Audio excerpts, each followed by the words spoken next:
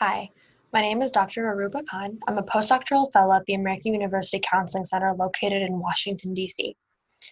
I'm here amidst a lot of civil unrest, from the killing of George Floyd, the ensuing protests, all wrapped up in a global pandemic. And it feels important to offer a mental health perspective to questions right now. Many of you are asking, how can I be an ally to the Black community? How can I show up? How can I show support? It's a great question. In asking this, there's also a commitment to the time and effort it would take to actually create change. So I want to encourage all of you to be patient and to recognize the effort that will go into being an ally. There's no shortcut to justice and equality, and so the work is really important. You've heard this a million times, but one of the best ways is to inform yourself, gain an education, not just about the history of Black oppression in this country, but also just the ways in which the systems are upheld to continue oppressing people of color and especially Black people in this country.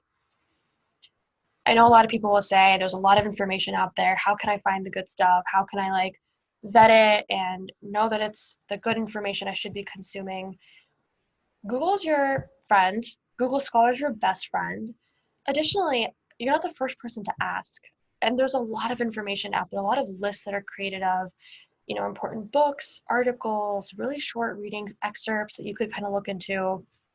And there's other kinds of media too, podcasts, movies, TV shows. Challenge yourself to watch something that maybe has very few characters who look like you. See if there are issues that are talked about on the show or things that you can trace in real life as well. There's a lot of ways to gain the knowledge and to inform yourself. It just does take the time and effort that I hope you're willing to put forth. The next thing is talking about issues. So I wanna just kind of add a little caveat to this. I think it's important for you to not be talking necessarily to the Black friends that you have or to Black community members about these issues. There's a lot of undue burden put on people to have to kind of explain these experiences to people that don't have the same experience. But look to other groups of friends that you have or family members that you have, your parents, your siblings. And I know that people are going to say, whenever I try talking to my parents, it just blows up. Everyone gets really upset. There's a lot of crying and screaming, and blame is thrown around. I know that it's hard, and it does cause a lot of discomfort.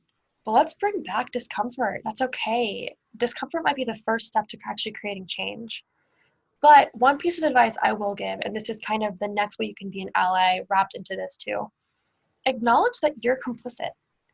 Acknowledge that we all have played a part in upholding the systems that continue to oppress Black people. And maybe if that's where you start a conversation from, there's a way in which there's humility in that. There's a way that there isn't this expert role of you're the problem, here's how I can blame you for what's happening. But take a step back and think rather, how was this issue talked about in my household?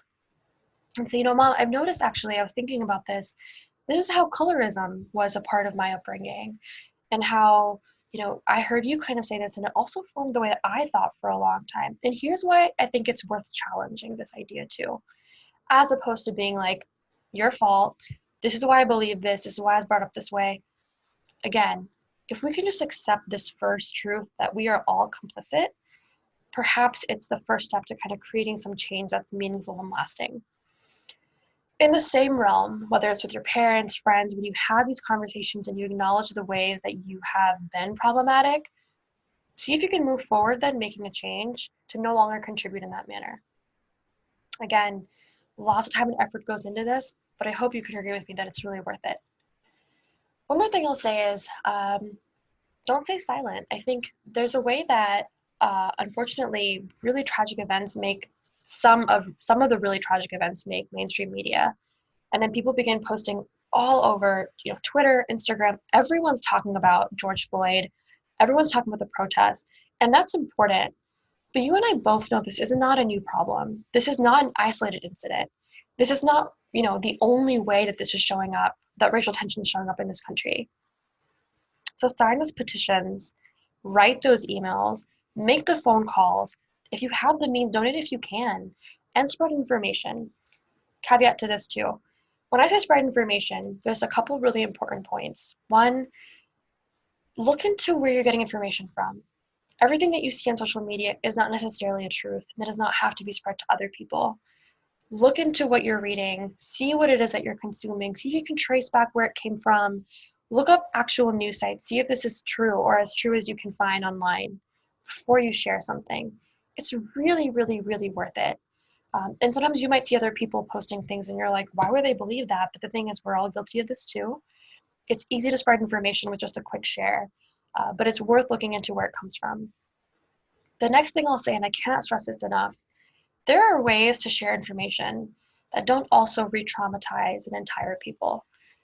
I saw so many videos people were posting of the killing of George Floyd, and so many videos like it people have shared before. The intention here might be to spread information, but I also want to acknowledge that for a lot of people that are sharing these videos, the impact is different compared to someone that identifies with that community. It can be very traumatizing. It's also very desensitizing to see a human being killed in that way again and again, because it does happen a lot. So think before you post, use some intentionality before you share information. The last thing I'll say today is check in with people. Just as a human being, just check in with people and see if they're okay. They're probably not. See if there's something that you can do for them. I'm talking right now about kind of a bigger scale, ways you can educate yourself and try to make a difference, make a change. But sometimes all people really want is someone to listen to them and hear them. I want to say that does not mean that's going to create some lasting change in a macro way, but it's still humanity. Check in with your Black friends, your Black community members, your Black family members. Notice that this is for them and maybe not for you. Maybe this is a space where they can take up some space. They can share how they're feeling. And you could maybe find other pockets for you to process your own experiences too. This is not an exhaustive list. This is kind of some stuff that I've thrown together based on questions that people are asking. The American University Counseling Center is really working to create resources, create lists that people kind of have this information easily, quickly, and it's easy to access. Please check our website, check our social media, shameless plug, it's fine. To kind of keep track of what we're putting out there, we really do want to help the students here. But until next time, again, my name is Dr. Arubah Khan. I'm hoping to answer some more questions soon.